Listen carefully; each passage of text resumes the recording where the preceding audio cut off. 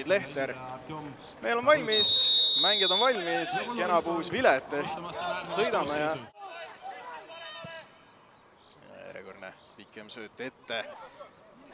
Ja tekib ka variant selle FC Tallinnal ka esiliigasse, mitte ainult premium-liigasse ja juba üks nendest löömas, Okoro paneb kõva paugu värava suunas. Ainult siis väravaküttide edetabelis teist kohta jagama Sakarja Beglarashviliga, kui siin Kuuliku 3 aastat järjest üks võit ja 4-3 skooriga, aga nüüd kaugelt ja värava katusele.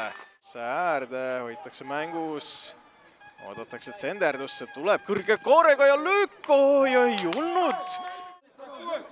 Sööt Okorole, Okoro jätkab.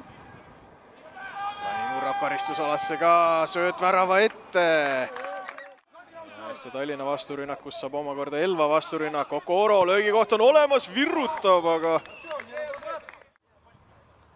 Põltsaar lööb ja latti raksatab pall. Pangura jätkab värava ette, seal veel lehvitatakse, löök ka peaga, tuleb veel üks üritus pajult, aga oli seal ikkagi eelnevalt suluseis. Aga ärev hetk FC Tallinna värava all. Seal keegi FC Tallinna meestest maas, viiakse pall jälle värava ette, ei saa. Kütt pead vahele ja Sissegi riiva alt ja jälle Tomson vahel. Tuleb karistusala tagant löök, nõutakse kätt ja kena näitab penalti punkti suunas.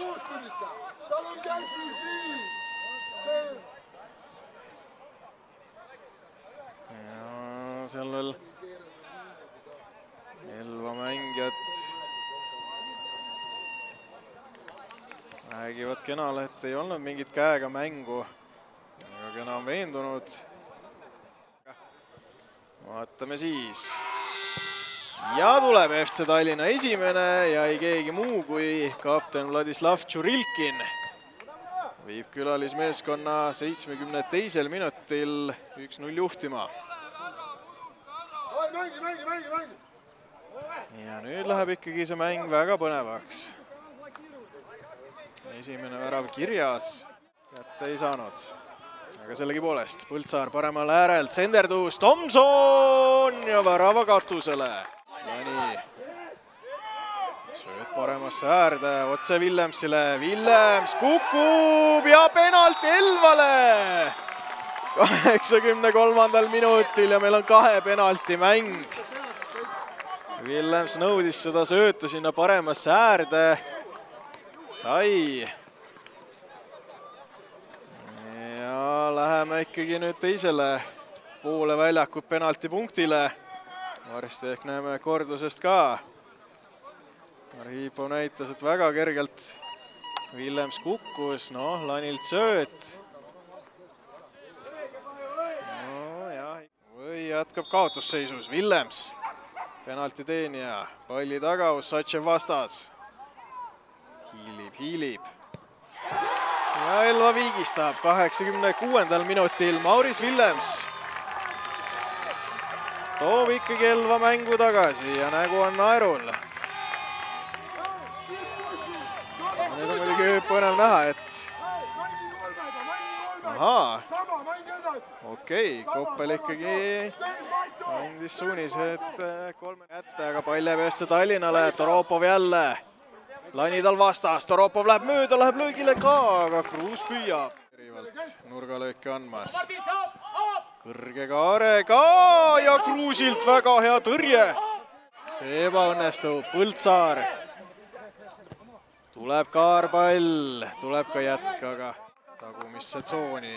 Teine ka samasugune, Usatšev käega vahel, löök Lindmäelt, aga sinna ette viiakse, Lani. Kõrgelt, jätka värava ette, Tomson ei ulatu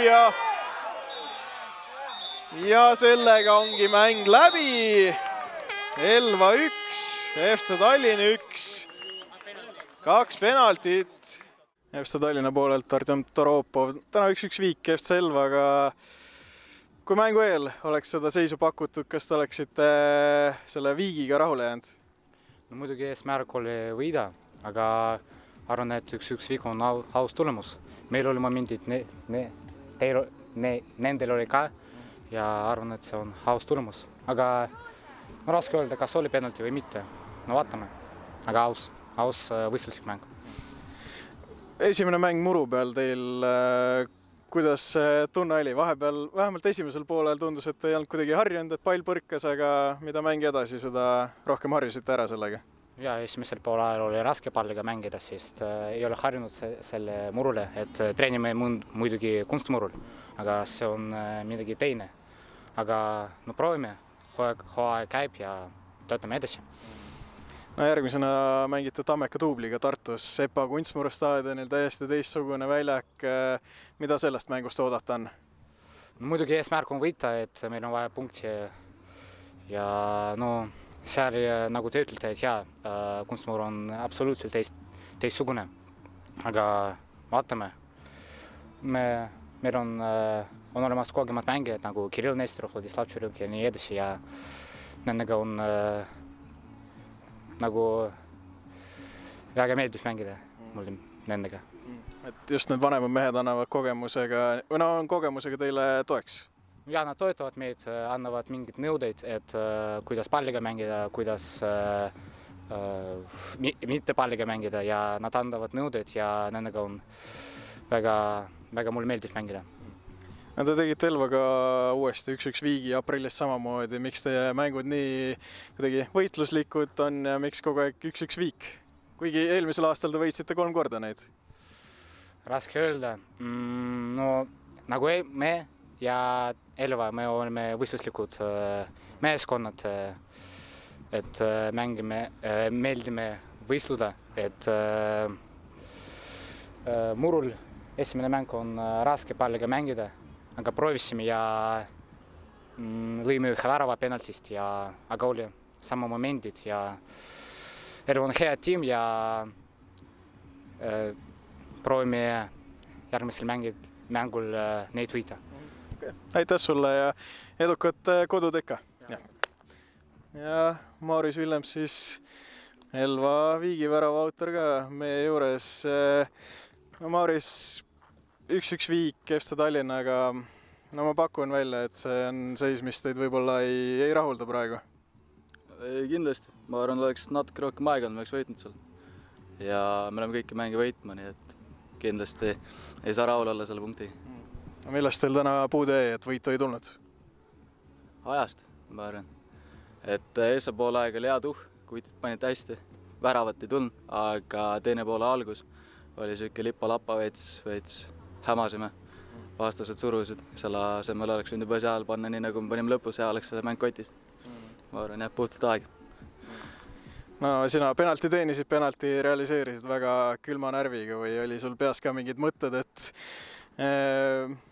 oli mingisugune ebakindlus sul peas ka või läksidki sinna lööma ja sealt see värav tuli?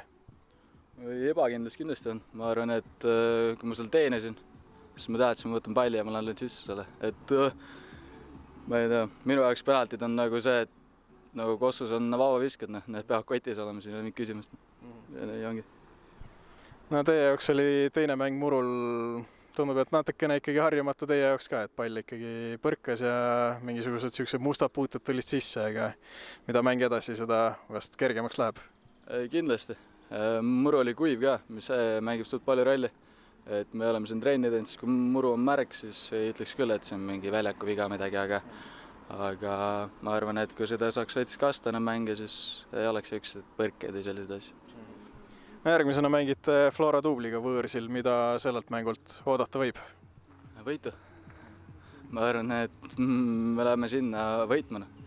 Et ei ole väga vahet, kas seal on Flora U21 või on seal keegi teine. Ei oma tähtsust.